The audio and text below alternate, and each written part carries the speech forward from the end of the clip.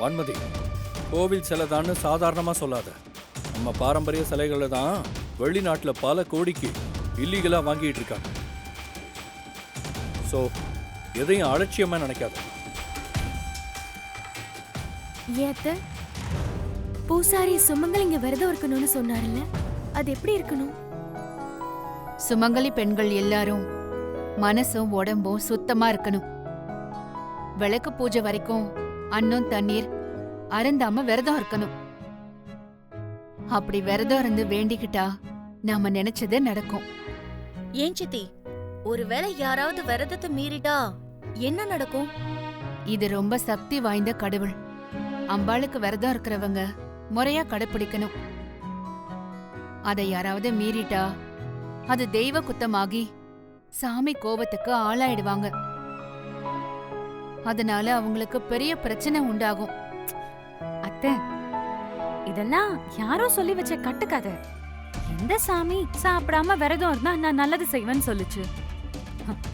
மனுஷங்களா ஏதாவது சொல்லிட்டு பழைய தூக்கி சாமி மேல போட வேண்டியது. அப்படி இல்லம்மா, உண்மையாவே இங்க இதெல்லாம் நடந்த விஷயம். உன்ன மாதிரி இப்படி நம்பிக்கை இல்லாம பேசின நிறைய பேர் தன்னோட தப்ப உணர்ந்து அம்பாளே கதின்னு கிடக்குறாங்க. நீயும் ஒரு நாள் எல்லாத்தையும் உணர்வ. அத்தை, சக்தி வாய்ந்த சாமின்னு சொல்றீங்க, அப்புறம் ஏன் இத்தனை வருஷம் பூஜையே பண்ணாம வச்சிருந்தாங்க? இந்த கோயில் 1000 வருஷம் பழமையானது. ஓ, இங்க இருக்கிற அம்பாளோட சிலை விலை மதிப்பற்றது. 12 வருஷத்துக்கு முன்னாடி அந்த சிலை காணாம போயிடுச்சு. ஆனா அதை திருடிட்டு போனவன் அடுத்த நாளே செத்து போயிட்டான். சிலைய மீட்டு திரும்ப கோயிலே கொண்டு வந்து வச்சுட்டாங்க. ஆனா சிலைய காணாம போக விட்டுட்டாங்களேன்னு ஊர் மேல ஒரு சாபம் வந்துருச்சு. அதனாலதான் இத்தனை வருஷமா திருவிழா பூஜைன்னு எதுவுமே பண்ணாம இருந்தாங்க.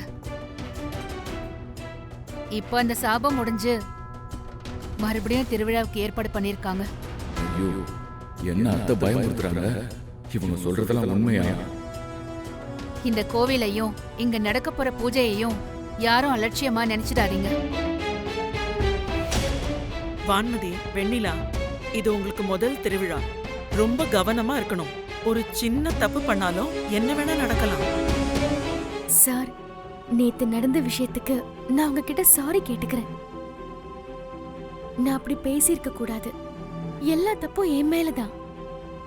இதுக்கும் வருணுக்கும் எந்த சம்பந்தமும் இல்ல. அவர் உங்ககிட்ட உண்மையதான் சொன்னாரு. நான் தான் அவர்கிட்ட டிவோர்ஸ்க்கு சம்மதிச்சேன். மேடம், நைட்டு நீங்களும் உங்க ஹஸ்பண்டும் பேசி வச்சுட்டு வந்து பேசுறீங்களா? ஐயோ, வருண் இப்படி எல்லாம் போய் சொல்லுன்னு சொன்னாரா? ஐயோ, சத்தியமா இல்ல சார். நான் இங்க வந்தது கூட அவருக்கு தெரியாது. நீங்க அக்ரிமெண்ட் கேன்சல்னு சொன்னதும் அவர் உடைஞ்சு போயிட்டாரு. எல்லாமே என்னாலதான். வருண் ரொம்ப நல்லவர் சார். அவர் உங்களை ஏமாத்த நினைக்கல. நான் தான் அப்ப இருந்த நிலைமையில அப்படியெல்லாம் பேசிட்டேன். இவங்க சொல்றதெல்லாம் உண்மையா இருக்குமா? தெரியலையே சார். இருங்க பார்க்கலாம். Okay sir. வருண் இந்த ப்ராஜெக்ட்டுக்காக எவ்வளோ ஹார்ட் ஒர்க் பண்ணியிருக்காருன்னு எனக்கு தெரியும். டே நைட் பார்க்காம இந்த ஒரு பிசினஸ்க்காக அவர் எவ்வளோ உழைச்சிருக்காருன்னு நான் பார்த்திருக்கேன். என்னோட ஒரு சின்ன தப்புக்காக அவரோட மொத்த கனவையும் நீங்க சிதைச்சிடாதீங்க. ப்ளீஸ், தயவு செஞ்சு அவருக்கு இன்னொரு சான்ஸ் கொடுங்க.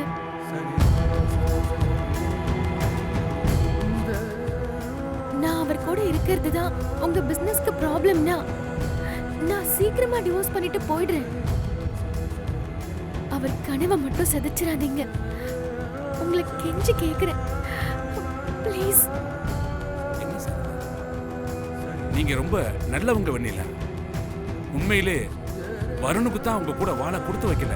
எனிவேஸ், நாங்க இந்த அக்ரிமெண்ட்டை கேன்சல் பண்ணல. நாங்க இந்த ப்ராஜெக்டை அவருக்கே தர்றோம். அதுவும் உங்களுக்காக. ரொம்ப தேங்க்ஸ் சார். என்ன சார், ஓகே தானே? ஓகே தான் சார். உங்க ஒய்ஃப் வந்து சொன்னதுக்கு அப்புறம் தான் எங்களுக்கு உண்மையை புரிஞ்சுது. சாரி மிஸ்டர் வருண், நாங்க உங்களை ரொம்ப ஹேட் பண்ணிட்டோம். இனிமே இது உங்க ப்ராஜெக்ட். நீங்க நேர்ல வந்து அக்ரிமெண்ட்டை சைன் பண்ணா மட்டும் போதும்.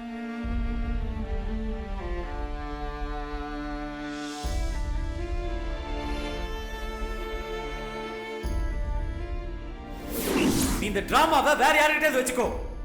இனிமே என் மூஞ்சிலே முடிக்காத. ஏய், தயவு செஞ்சு என் லைஃபை விட்டு போயிரு. வெண்ணிலா, ஒரு நிமிஷம். நான் உங்ககிட்ட கொஞ்சம் பேசணும்.